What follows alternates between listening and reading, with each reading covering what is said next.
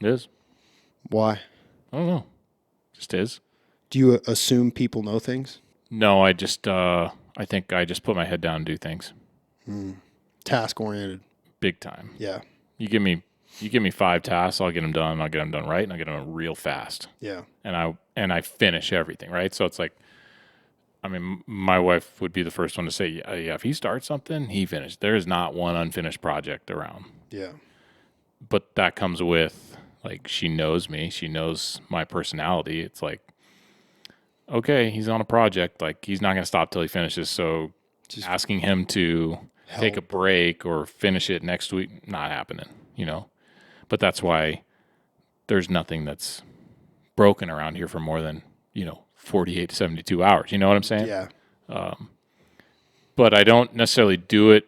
I'm a task oriented person, but I get some fulfillment in like fixing stuff and just being able to do plumbing, being able to do, carpentry, being able to work on cars, I get some satisfaction in that for sure. Do you have a hard time like not doing anything?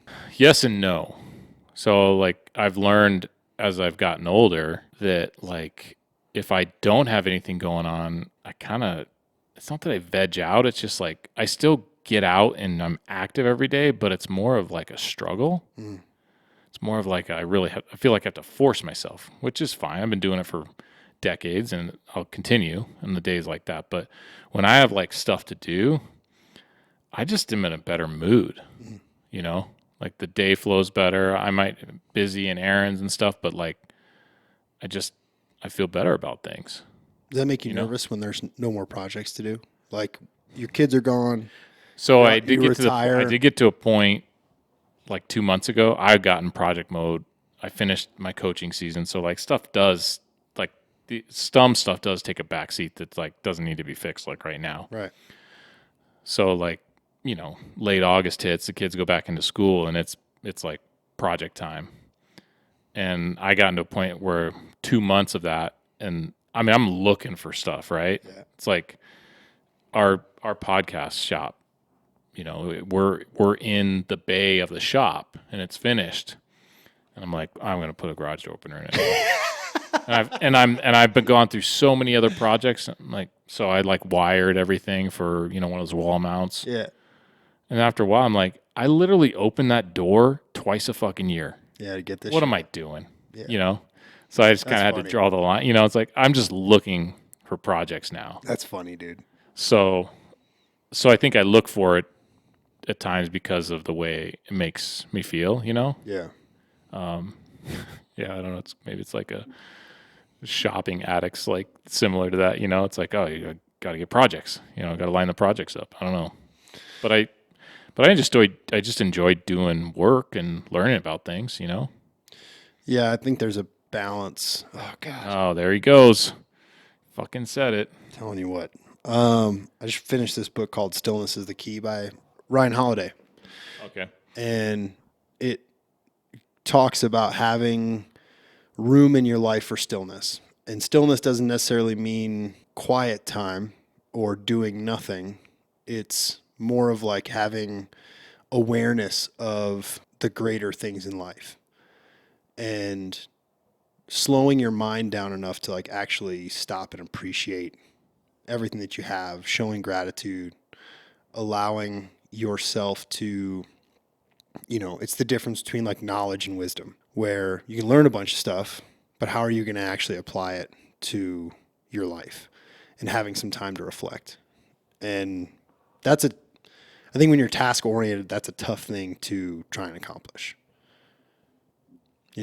Like if you're constantly being like, oh, I got to do the next thing, can't stop. How often are you looking around and seeing what you've built? I think a lot of times that approach can be synonymous with I'll be happy once this gets done. Yeah, And 100%. I personally was at that point in my life a long time ago, like teens, early 20s. Happy when I get this job or happy when I get that promotion, Yeah, Now I'm like, no, it's just part of the journey. Like I'm happy now, it's good, man. and still want to go after things 100%. that will make me happy, but it's like, You don't need them to. It doesn't have to happen right now. So like, I really wish one of the regrets about playing college baseball, I really wish I would have slowed down to enjoy it more. Mm.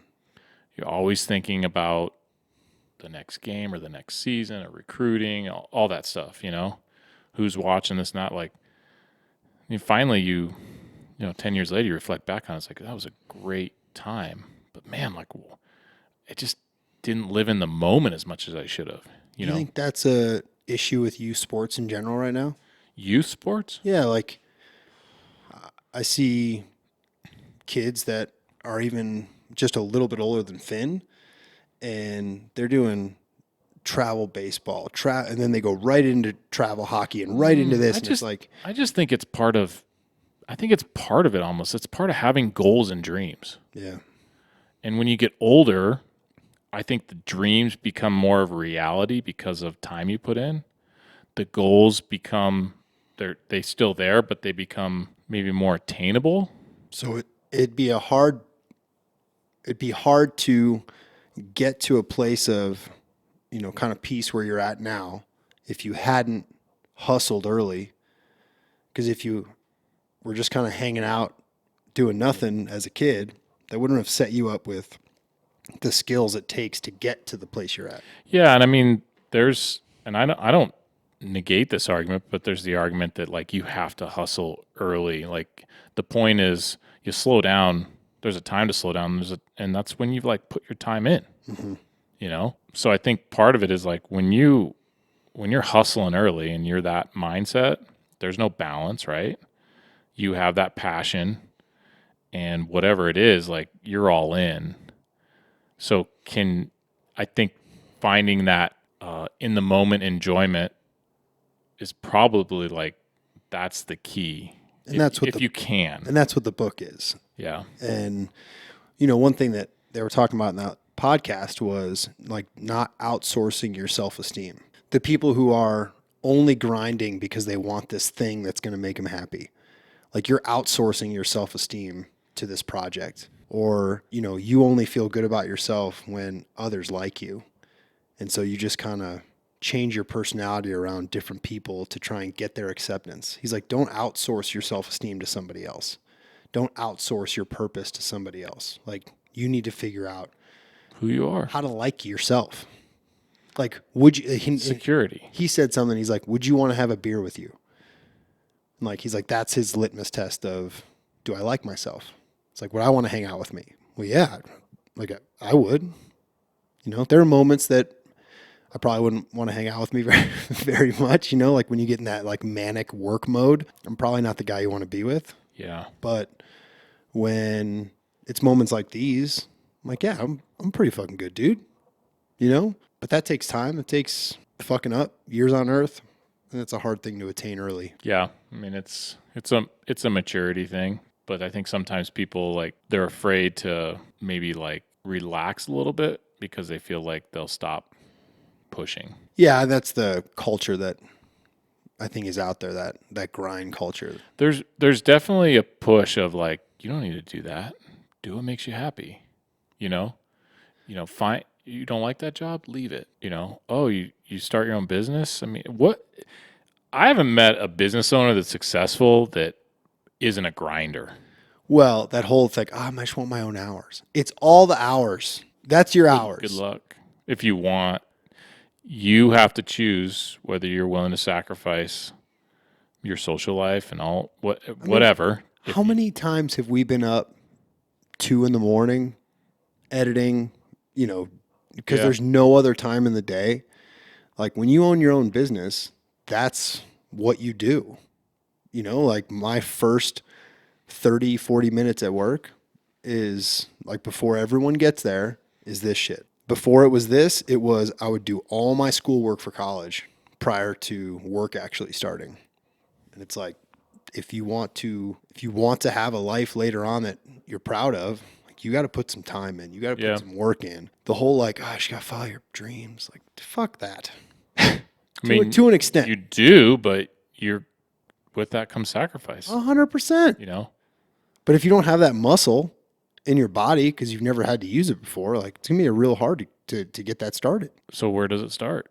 How do you, if you're 20 or 30 something, can you plant the tree now? The easiest thing, if you feel like your life is not where you want it to be, is get a routine and stick with it. Structure helps.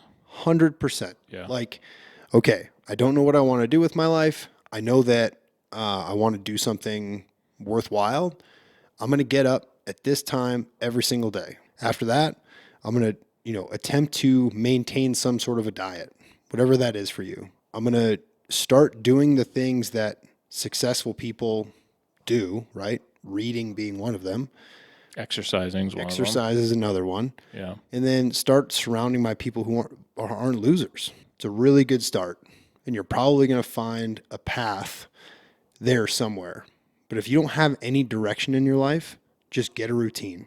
That's something you can do yourself. I think get a routine, so get structure, and start surrounding yourself with people who have what you want. Doesn't mean, I'm not talking about like things, Right.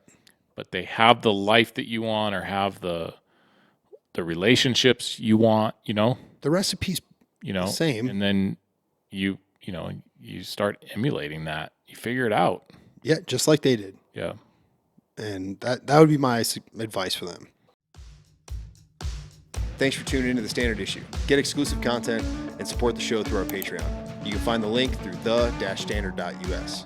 While you're there, check out our premium gear and links to our sponsors. Don't forget to subscribe, share, and leave a review. Till next time.